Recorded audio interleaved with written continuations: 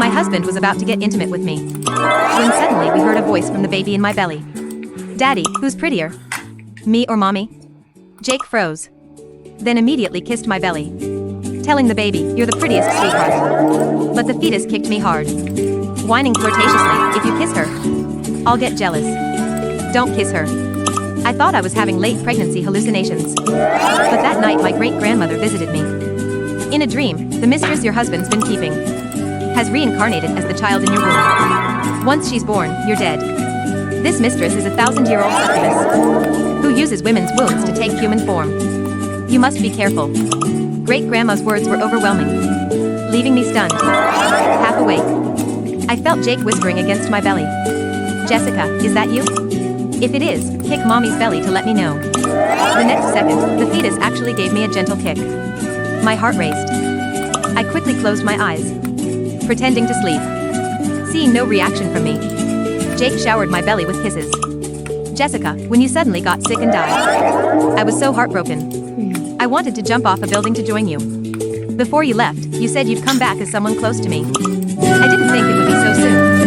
A coquettish laugh echoed from my belly. "Don't worry, once I drain all of Sarah's life force, I can transform back to my old self and be with you again. Remember, she must deliver naturally. A C-section would damage my prurient body and ruin my transformation." Jake caressed my belly lovingly. "I've got it all memorized. Don't worry." My spine went rigid. I didn't dare move a muscle. Baby's telepathic words meant for Jake had reached my ears, crystal clear. No wonder Jake had been so depressed these past months. It wasn't business troubles. His succubus mistress had died, and my hard-won daughter had become a vessel for this demon's reincarnation. The more I thought about it, the more panicked I became. First thing the next morning, I rushed to the hospital. "Doctor, I don't want this baby anymore. Please schedule an abortion immediately." The fetus seemed to hear me and thrashed violently. I pressed down on my cramping belly, resolute. "I can't wait another minute. I need this thing out of me now." But the doctor firmly objected. "You're already 33 weeks along. All vital signs are healthy. Aborting now could kill you. Your constitution is weak. An abortion would definitely cause hemorrhaging. The likely outcome, the baby survives but you die. Are you sure that's what you want?" Seeing the doctor about to contact Jay, I quickly stopped him. "Sorry. I'm just having a fight with my husband. Please forget I was here." I left dejected, fear making it hard to breathe. These past 2 months, I've been losing hair like crazy. My organs failing one by one, sometimes even coughing up blood. I thought it was normal pregnancy symptoms, but last night's revelation made it clear. This succubus had been draining my life force all along, making me weaker and weaker. Something went wrong during a forced abortion. Jake would definitely save her over me. Dying for her wasn't worth it. I stared hard at my belly, suddenly struck by inspiration. "Want to use my womb to compete with me? Don't you know demons can't exist in modern times? I'm getting you an exorcism package right now. Let's see how you compete when you're neither male nor female." I rushed to the nearest pharmacy. "I need a case of testosterone boosters. The strongest you've got." The pharmacist looked at my belly, smirking knowingly. "About to pop, huh? Your husband won't need those for a while yet." I lied through my teeth. "That's exactly why I'm stocking up now so hubby's ready to go. Plus, it'll help restore our intimacy faster. Give me everything you've got in stock. I'll take it all." The pharmacist eagerly hauled out boxes, while I casually asked what foods boost young energy. "Any recommendations?" He rattled off a list. "Oh, tons. Beef, lamb, chives, dates. If someone ate these 3 meals a day, I guarantee they'd become the manliest man alive. Hell, even a woman. Eating this much would get nosebleeds from the young overload."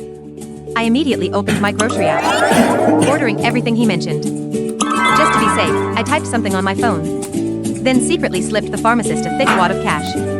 He nodded knowingly, quietly stuffing what I needed into my bag. Back home, I ordered the housekeeper cook everything. I bought all of it. Then I cracked open a testosterone booster and chugged it. The previously quiet fetus suddenly thrashed violently. Sharp pain exploded in my belly. She seemed to be clawing at the placenta and umbilical cord, making me break out in cold sweat. I could hear the baby's irritated cries. What did this woman drink? It burns. If this continues, my purine body will be damaged. What on earth is this woman doing? My desperate remedy was actually working. I quickly opened 2 more bottles, downing them. Despite the agony of my organs being twisted, the fetus screamed and flailed like she was under attack, the pain making me see stars before I passed out. I woke to the housekeeper knocking. "Ma'am, dinner's ready." I sprang up and rushed to the dining table. Ox penis soup, ham stew, stir-fried chives, grilled oysters, and a huge pot of date and goji berry soup. You want to drain my life force? I'll pump you full of yang instead. Eyes gleaming, appetite suddenly ravenous. I began stuffing my face. Housekeeper looked puzzled. "Ma'am, why such a good appetite today?" I smiled meaningfully, all for my daughter. Of course. I've decided to eat like this every day from now on. Keep making these same dishes. I need to build up my strength. The thing in my belly thrashed at first, but as more food went down, she surprisingly quieted. I kept eating non-stop, even when I wanted to vomit, still cramming food into my mouth, until Jake came home and the previously quiet fetus suddenly shrieked. "Sarah's gone crazy. She's been eating yang-boosting foods all day. Make her stop. Ah, help. These things are burning me." Jake went pale, flipping the table over. "Sarah, what the hell are you eating?" I immediately teared up, playing victim. "I'm too weak, afraid I won't have strength to deliver. So I'm trying to build myself up. Don't I even have the right to eat decent food anymore?" The fetus gasped in pain, but still tattered. Sarah is not just eating young foods. She's drinking testosterone boosters. My purine body is burned. She must have heard something. She's doing this on purpose. Jake's face changed. Unable to confront me directly, he softened his tone, probing. "Honey, did you hear any strange voices at home that made you eat these things?" I blinked innocently. "No. I just heard these foods are nutritious for pregnant women. So I bought them." "Why are you asking? Is someone else in this house?" Jake made excuses of course not. I heard late pregnancy can cause anxiety-induced hallucinations and binge eating. I'm just worried about you anyway. If you hear strange voices, don't overthink it. It's all normal." I nodded and excused myself to the bedroom, claiming exhaustion. So I tried to play it off. Jake clearly sensed something was wrong. The fetus stayed silent, too scared to project her thoughts anymore. Not until I pretended to sleep. That night, Jake whispered to her secretly, "Jessica, what if she really knows about you and tries to abort you?" The succubus laughed arrogantly. "You think she hasn't tried? She already asked the doctor. But she's smart enough to know aborting me now means certain death. So she's eating young foods to hurt me instead." Egg pressed lovingly against my belly. "I'm sorry I couldn't protect you." The succubus sighed weakly. "Not your fault. It was Sarah. Luckily, it's only a minor burn. I'll recover after a few days of rest. But Sarah keeps using young foods to torture me. I might not be able to transform. Don't worry, I'll find a way to deal with Sarah." Jake's eyes narrowed dangerously, his cold gaze chilling me to the bone. After 10 years together supporting him from nobody to business tycoon. And this was how he repaid me. "If you're heartless, I'll be ruthless." After a restless night, I planned to drink all those testosterone boosters first thing in the morning. But when I opened my eyes, my mother-in-law sat by the bed staring at me malevolently. "Jake says you've been throwing tantrums, taking random drugs, deliberately tormenting my unborn granddaughter." I tried to get up, but she roughly pushed me down. She pointed at the empty testosterone bottles in the corner and slapped me hard. Jake had a fortune teller check. "My granddaughter is a once-in-a-millennium blessing. From today on, I'll personally care for you. I absolutely won't allow you to eat random things anymore." I clutched my face in shock. Trust a 1,000-year-old succubus to be, which even my traditionally son-obsessed mother-in-law. Before I could react, she called in 2 new housekeepers. One held me down while the other pried open my mouth, forcing a bowl of foul-smelling medicine down my throat. "This is the most effective nourishing soup. You'll drink 3 bowls daily to ensure my granddaughter is born with the curious yen body. A millennial blessing." The fetus laughed lazily. "Think some young boosters can hurt me? What a joke. With my power, a few days of medicine will heal me completely." I struggled desperately but couldn't overpower 3 people. After being force-fed 2 bowls, overwhelming nausea left me retching helplessly over the bedside. Jake sat coldly beside me.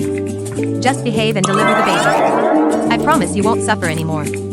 I glared at him hatefully, but it only let him and his mother grab my hair, forcing down the 3rd bowl. From that day on, Jake kept me locked in the bedroom. besides 3 daily bowls of medicine. All my food was nourishing. White fungus, barley, donkey hide, gelatin. The slightest resistance and my mother-in-law would choke me, forcing liquefied food down my throat. I was tortured to the brink of death. While the fetus grew unusually calm, Jake never appeared during the day. Only after I pretended to sleep would he crawl beside me, caressing my belly tenderly. Jessica, I can't wait to see you again. Hearing the fetus's smug laughter, I swallowed my resentment and waited quietly. I learned to comply, no longer fighting my mother-in-law. After a few days of good behavior, she relaxed her vigilance, letting me drink the medicine myself. Seizing her moment of inattention, I smashed the bowl, slashed my wrist with the shards and screamed, "If you want to keep this child, take me to the hospital now." Seeing blood gushing from my wrist, my mother-in-law panicked and called 911. When I arrived at the hospital, Jake rushed over frantically. The doctor presented consent forms. The mother has lost too much blood. We need an immediate C-section or both mother and child are at risk. Jake's pupils contracted as he exploded. No, Sarah must deliver naturally. I have money. Give her blood transfusions and arrange natural delivery. My mother-in-law pressured the doctor, too. The fortune teller said, "Only natural birth ensures the millennial blessing arrives intact. Absolutely no C-section." Remembering what the succubus said that night, I jumped off the gurney energetically. I don't deliver naturally. Give me a C-section now. I snatched a scalpel, pointing it at my belly. If you won't give me a C-section, I'll cut the baby out myself. We can both die for all I care. Steeling myself, I made a thin cut across my skin. Doctors and nurses screamed collectively. Jake's features twisted in panic. "Sarah, are you insane? Aren't you afraid of dying, too?" "I'm afraid of nothing. Stay back." Seeing my determination, Jake roared viciously. "Restrain her. The child must be delivered naturally." A group of burly bodyguards surrounded me, menacingly cornering me against the wall. The fetus let out a shrill laugh. "Sarah, I have 1,000 years of power. Let's see how you fight me." Desperate tears of blood ran down my face. At the critical moment, I pulled out what I'd secretly bought from the pharmacist and swallowed everything. The handful of pills went down dry, scratching my throat like gravel. Jake lunged for me, his fingers brushing my jaw, but it was too late. I swallowed hard, staring him dead in the eyes. "What did you take?" Jake screamed, his hands gripping my shoulders, shaking me violently. "Spit it out. Sarah, spit it out." Inside me, the silence broke. It wasn't a cry. It was a shriek that didn't vibrate the air but shattered the inside of my skull. "It burns. It burns like acid. Daddy, she poisoned me." The fetus thrashed, not a kick, but a full-body convulsion. My belly worked violently, looking like a bag of snakes fighting to escape. I fell back onto the gurney, gasping as pain ripped through my uterus. The testosterone I'd bought wasn't just hormones. I had crushed the cinnabar beads from my great-grandmother's rosary, the one thing she told me in the dream could sever a spirit from its host, and mixed it with a dangerously high dose of mifepristone I'd bribed the pharmacist for. A chemical and spiritual abortion, all at once. My stomach. I screamed, arching my back. "Get it out. It's killing me." The monitors flatlined, then shrieked. My blood pressure plummeted. Blood began to soak through the hospital gown between my legs, dark, almost black blood that smelled faintly of sulfur. "Placental abruption." The doctor roared, shoving Jake aside. "The baby is in distress. The mother is crashing. We cut. Now." "No." Jake howled, trying to block the gurney. "Natural birth. She has to push. She's hemorrhaging, you lunatic. She'll be dead in 2 minutes, and the baby will die with her." The doctor didn't wait for the bodyguards. He slammed the emergency button. "Code blue, or 1. Security, get this man out of here." As the nurses rushed the gurney forward, I saw Jake's face. It wasn't fear for his wife. It was the terror of a man watching his investment burn. "Sarah, you bitch." The voice in my head was weaker now, gargled, like it was drowning. "I will eat your heart for this. Try it," I whispered through the oxygen mask as the anesthesia hit my veins. "Welcome to the world, monster." Darkness took me, but not before I felt the cold bite of the scalpel slicing through my skin, the very C-section that Jessica had terrifiedly warned would ruin her transformation. Chapter 2, The Thing in the Bassinet. I woke up to the smell of antiseptic and rot. I wasn't in a recovery room. I was in my own bedroom. The windows were nailed shut with heavy plywood. The heavy velvet curtains were drawn, blocking out every sliver of sunlight. My wrists were zip-tied to the bed frame. my belly was flat, stapled shut with a crude, angry scar that throbbed with every heartbeat. "You're awake." Jake was sitting in the corner armchair. He looked haggard, his eyes bloodshot, his expensive suit rumpled and stained with something dark. He wasn't looking at me. He was looking at a crib placed in the center of the room, draped in black netting. "Where is it?" I rasped, my throat like sandpaper. Jake corrected, his voice hollow. "And you ruined her, Sarah. You ruined everything." He stood up and walked to the crib. He reached in, not with the joy of a father, but with the trembling reverence of a cultist handling a volatile relic. "Daddy." A voice whimpered from the crib. It wasn't a baby's cry. It was articulate, raspy, the voice of a grown woman filtered through undeveloped vocal cords. "It hurts, my skin, it's too tight." "I know, baby, I know," Jake cooed, lifting the bundle. When he turned around, I choked back a scream. The thing in his arms was the size of a newborn, but that was where the resemblance ended. Because of the C-section breaking the seal of the natural passage, and the young heavy poison I'd ingested, Jessica hadn't finished cooking. Her skin was translucent, red and raw, showing the pulsing veins and muscles underneath. She had no eyelids. Her fingers were too long, skeletal claws that flexed constantly. But the worst part was the face. It was a miniature, distorted version of the mistress I had seen in photos, twisted, skinless, and filled with ancient malice. "Look what you did," Jake hissed, bringing the creature closer to me. The smell was overpowering, a mix of copper blood and ozone. Jessica's lidless eyes locked onto mine. "Mommy," she sneered, her mouth widening to reveal rows of needle-sharp, shark-like teeth. "You broke the rules. You shouldn't exist," I spat, testing the zip ties. Because of the C-section, her energy leaked out, Jake explained calmly, as if discussing a broken engine. "She can't maintain a human form. She's burning through calories faster than she can consume them. She needs high-quality nutrients to rebuild her skin." My mother-in-law entered the room, carrying a tray. She didn't look at me. She looked at the thing in Jake's arms with adoration. "Is the soup ready?"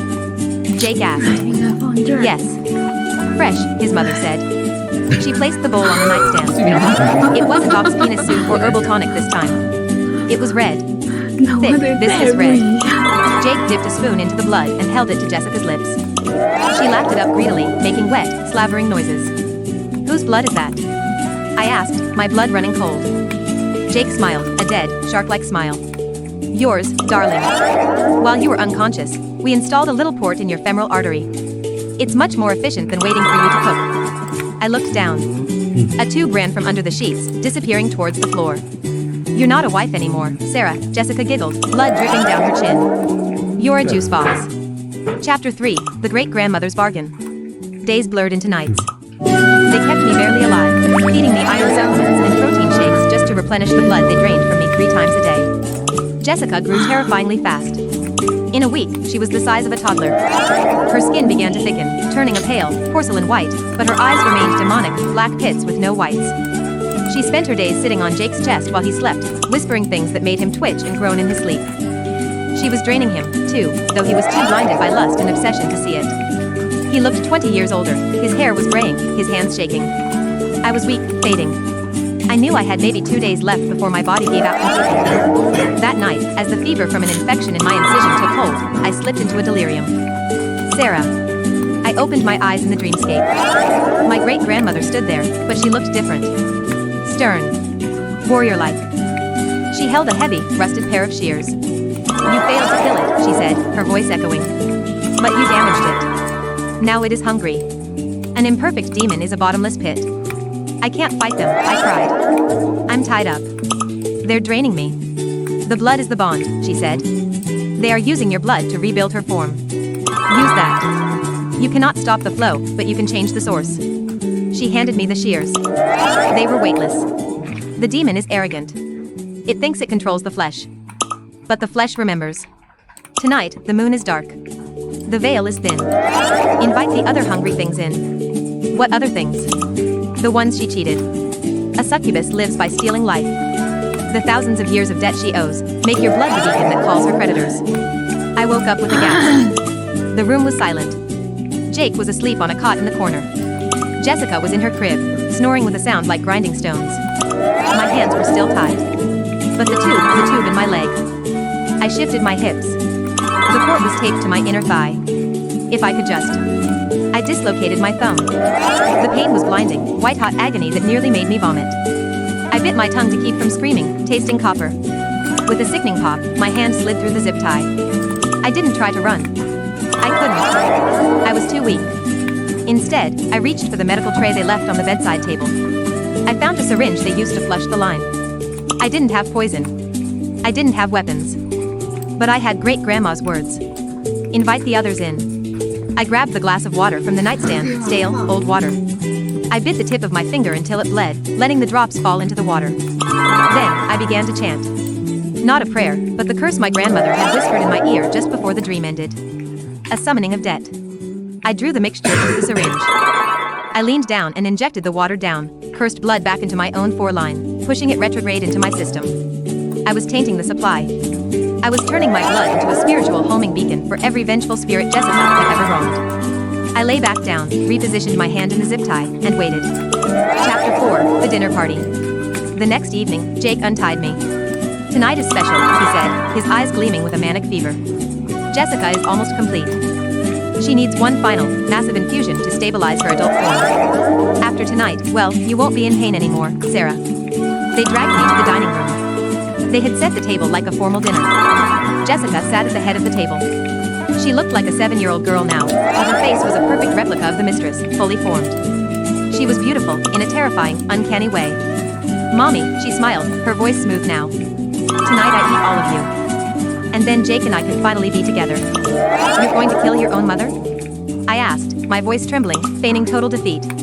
You're not my mother, she scoffed. You're the wrapper. I'm the candy. My mother-in-law came in with a large, ceremonial knife. It's time, Jake. The moon is right. Jake looked at me, a flicker of hesitation in his eyes, quickly drowned by the succubus's gaze. I'm sorry, Sarah. But this is love. You wouldn't understand. He pinned my arm to the table. The mother-in-law raised the knife to slit my brachial artery. Wait, I said softly. Can I say one thing to my daughter? Jessica leaned forward, arrogant, hungry. Make it quick. I hope you paid your debts, I whispered. The mother-in-law slashed my arm. Blood gushed into the crystal bowl she held beneath. Jessica didn't wait. She grabbed the bowl and drank. She drank deep, gulping down the red liquid, the blood I had cursed and marked. She wiped her mouth, sighing in ecstasy. Perfect. The power. I can feel it returning. She stood up on the chair, her body glowing with a faint, crimson light. Jake watched, mesmerized. Jessica, my love. Suddenly, Jessica froze. The red glow around her didn't stabilize. It turned black. She gagged. What is this? She screeched, clutching her throat. What did you feed me? Just my blood, I smiled, feeling the room drop 10 degrees in temperature. And the address of everyone you ever murdered. The shadows in the corners of the room began to stretch. They weren't just shadows. They were long, spindly limbs. Faces contorted in agony. The spirits of men drained dry, of wives driven to suicide, of children never born. They poured out of the woodwork, drawn to the beacon I had lit inside Jessica's stomach. No. Jessica screamed, falling off the chair. She clawed at her own stomach. Get them out. Get them out. Jessica. Jake rushed to her, but he was thrown back by an invisible force. The shadows swarmed her. They weren't attacking me. I was just the door, she was the destination. Daddy. Help me. Jessica reverted to the child's voice, shrieking in terror as invisible hands began to tear at her perfect skin. Sarah, stop this. Jake screamed at me, grabbing a steak knife. Stop it or I'll kill you. I looked at him, feeling a sudden surge of strength, the adrenaline of the end. You can't stop them, Jake. They've been waiting 1,000 years. Jessica's skin began to slough off. The beautiful mistress melted away, revealing the raw, red monstrosity beneath. But it didn't stop there. The shadows were eating her essence. She turned to Jake, her eyes wide with panic and hunger. I need more life. She didn't lunge for me. I was tainted. I was poison. She lunged for the only other source of fresh energy in the room. Jake didn't even have time to scream as his beloved daughter mistress latched onto his neck. But she didn't just bite. Her jaw unhinged, rows of teeth sinking into his shoulder, his chest. Jessica, no. It's me. It's Jake, he gurgled. I don't care. I need to live. The voice boomed in the room, demonic and guttural. My mother-in-law shrieked and tried to pull the monster off her son. Jessica whipped a clawed hand back, slicing the old woman's throat in a single, casual motion. The mother-in-law dropped, choking on her own blood. I grabbed the tablecloth and wrapped it around my bleeding arm, pulling tight. I backed away as the two monsters consumed each other. Jake was shriveling rapidly, his skin turning gray as the succubus desperately tried to suck the life out of him to fight off the shadows tearing at her soul. Sarah. Jake reached a withered hand toward me, his eyes pleading. Help. You wanted to be with her forever, I said cold, grabbing the car keys from the sideboard. Now you are. I turned and ran. Behind me, the sound of tearing flesh and unearthly screaming filled the house. Then, a massive whoosh sound, like a vacuum sealing, followed by silence. Chapter 5, The Aftermath. I didn't stop driving until I reached the next state. I collapsed in an emergency room, telling them I had escaped a kidnapping. In a way, I had. The police found the house 3 days later. The report was confusing. They found 3 bodies. One elderly woman, throat slit. One adult male, completely desiccated, looking like a mummy that had been dead for 50 years. And in the middle of the room, a pile of black, tar-like sludge that contained human bones, but the DNA didn't match anyone on record. It was a genetic mess, a soup of thousands of different people. I inherited everything. Jake's business, the house, which I burned to the ground, the accounts. My health recovered slowly. The scar on my stomach is a reminder, ugly and jagged. Sometimes, when I walk down the street, I see men who look like Jake, wealthy, arrogant, eyes wandering to a beautiful woman in a red dress. And sometimes, I see that woman look back with a hunger that isn't human. I don't intervene. I just touch the rosary in my pocket, the one my great-grandmother left me, and keep walking. I bought a small cottage near the ocean. I eat steak. I drink wine. I enjoy the sun. And every year, on the anniversary of that night, I go to the local butcher and buy a heart. I drive to the crossroads, throw it into the dirt, and pour a bottle of whiskey over it. Not for Jessica. For the shadows. Just to say thanks. The end.